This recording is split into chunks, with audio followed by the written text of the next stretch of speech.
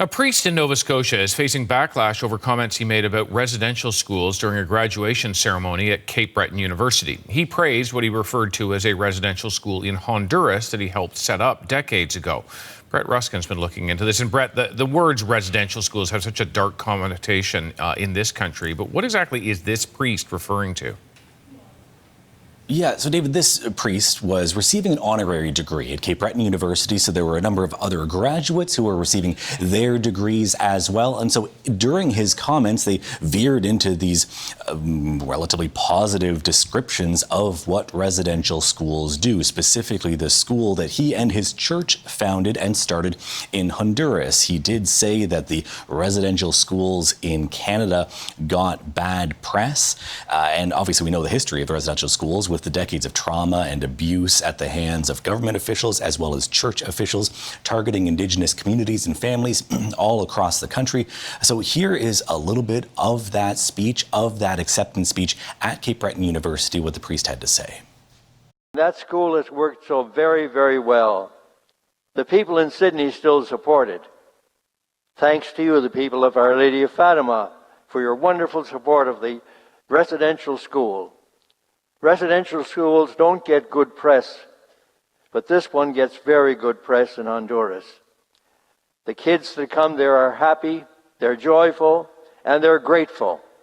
They say what a wonderful thing it is to have a school like this. And so again, there is certainly an understandably upsetting for members of the community members of the audience there who are members of the First Nations community, as well as survivors of the residential schools system, to hear a member of the church talk about and tout the benefits of a residential school. So here is one of those audience members sharing their thoughts. From the history of what we've seen with residential schools and the Catholic being involved in them, it does not paint any type of image of positivity. No, again, these comments made by the priest at this ceremony, again, that could have been a light celebratory day, obviously now marred in controversy. David. What happens as a result of that controversy now?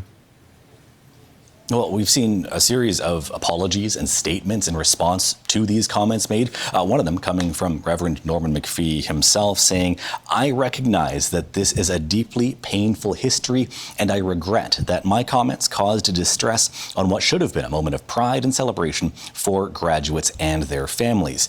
And we also heard from the school, Cape Breton University, where this ceremony was taking place.